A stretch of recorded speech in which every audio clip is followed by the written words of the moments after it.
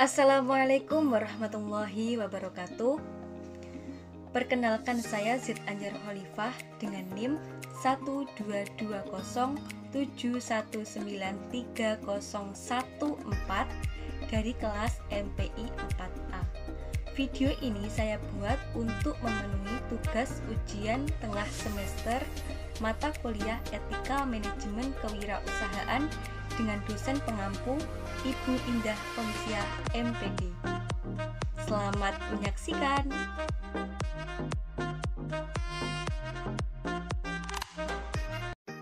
Manajemen berasal dari kata to manage yang berarti mengatur, mengelola, dan mengendalikan. Jadi, manajemen dapat diartikan sebagai suatu ilmu untuk mengatur, mengelola, mengendalikan, serta memanfaatkan sumber daya yang dimiliki oleh suatu organisasi melalui kerjasama antar anggota untuk mencapai tujuan yang telah ditentukan. Adapun kualitas dari manajemen dapat ditandai dengan kejelasan dari fungsi pelaksanaan dan pengawasan. Apabila dari fungsi pelaksanaan dan pengawasan berjalan secara efektif dan efisien, maka pelayanan yang diberikan dapat berjalan dengan baik dan mencapai hasil yang maksimal. Selanjutnya, adapun fungsi dari manajemen secara umum terbagi menjadi 4.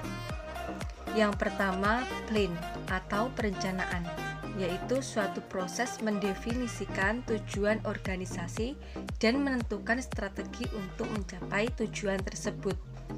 Yang kedua, organizing atau pengorganisasian, yaitu suatu proses penyusunan sumber daya organisasi secara struktural. Yang ketiga, actuating atau pengaktualisasian, yaitu suatu bentuk implementasi dari perencanaan yang sesuai dengan struktur yang sudah dibuat. Yang keempat, controlling atau pengendalian, yaitu fungsi dari manajemen untuk melakukan evaluasi terhadap kinerja dari organisasi.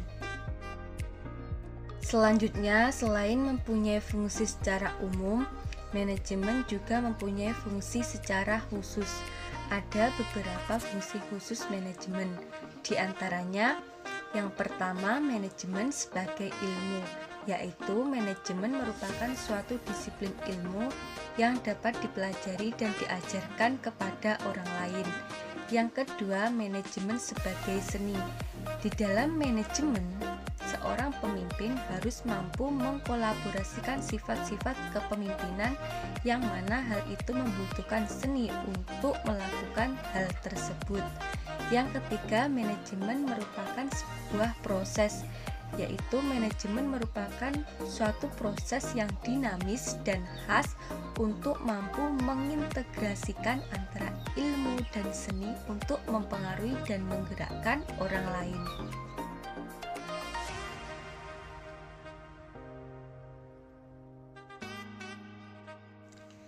Etika berasal dari bahasa Yunani ethos dan etikos yang berarti sifat, watak, dan kebiasaan. Secara umum, etika sering dipadukan dengan pengertian moral dan akhlak.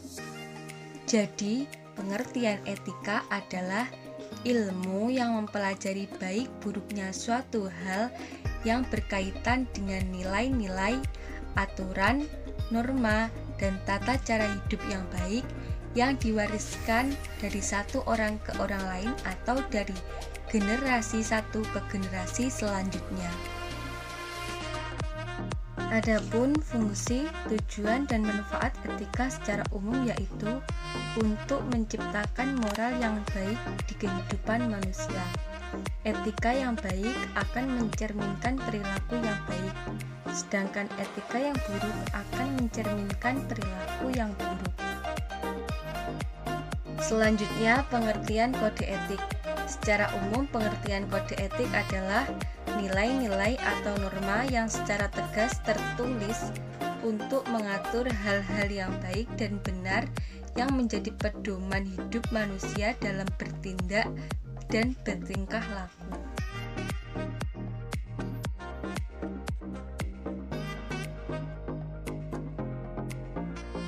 Etika kewirausahaan adalah tata cara untuk melakukan kegiatan berwirausaha atau bisnis dengan sikap dan perilaku yang sesuai dengan norma.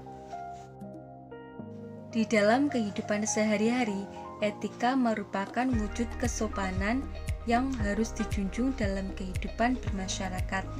Dengan beretika yang baik, seorang wirausahawan atau pebisnis akan mampu berbaur dan berharmoni dengan masyarakat sehingga produk mereka dapat diterima.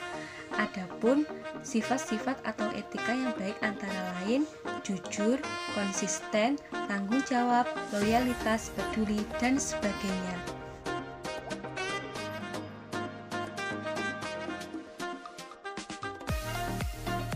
Secara umum, pengertian kewirausahaan adalah suatu proses atau kegiatan perdagangan baik berupa barang ataupun jasa. Sedangkan konsep kewirausahaan di dalam Islam yaitu serangkaian aktivitas perdagangan baik berupa barang atau jasa sesuai dengan prinsip dan moralitas yang berlaku di dalam agama Islam. Secara umum, manfaat dan tujuan kewirausahaan di dalam Islam adalah untuk meningkatkan ekonomi dan meningkatkan harkat dan martabat wirausahawan, bangsa dan negara dengan mengedepankan nilai syariat Islam sehingga bermanfaat bagi masyarakat luas.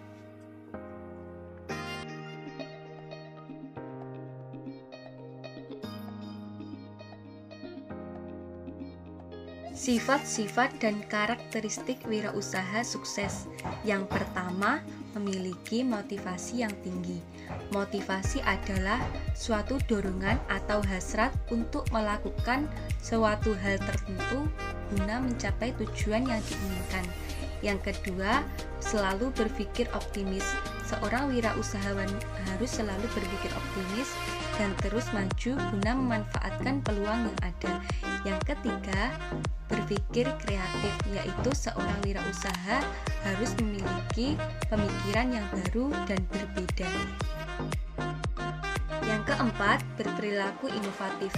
Inovatif merupakan salah satu bentuk kreativitas di dalam berwirausaha. Yang kelima, komitmen. Komitmen di dalam menjalankan usahanya secara sungguh-sungguh. Yang keenam, berani menghadapi risiko. Yang ketujuh, memiliki etos kerja yang tinggi. Yang kedelapan, berani memanfaatkan peluang yang ada. Yang kesembilan, memiliki jiwa kepemimpinan. Yang kesepuluh, selalu memanfaatkan peluang yang ada dan tidak selalu bergantung kepada orang lain atau bersikap mandiri.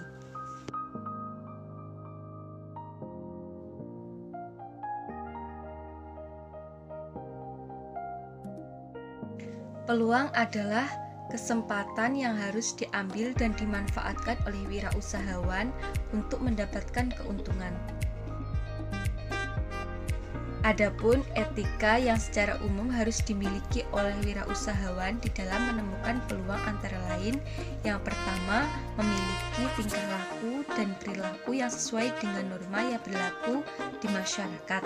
Yang kedua, berpenampilan sopan, rapi, dimanapun dan kapanpun. Yang ketiga, memiliki tutur kata yang halus, sopan, dan tidak menyinggung perasaan orang lain atau lawan bicaranya. Selanjutnya, ada beberapa etika khusus di dalam menemukan peluang usaha bagi wirausahawan. Yang pertama, kejujuran. Jujur dalam hal berbicara dan bertindak. Yang kedua, bertanggung jawab. Bertanggung jawab terhadap berbagai hal yang sedang dilakukan. Yang ketiga, disiplin. Disiplin terhadap berbagai kegiatan. Yang keempat, taat hukum terhadap norma yang sedang berlaku atau hukum di masyarakat. Yang kelima, memiliki komitmen terhadap apa yang sedang dilakukan.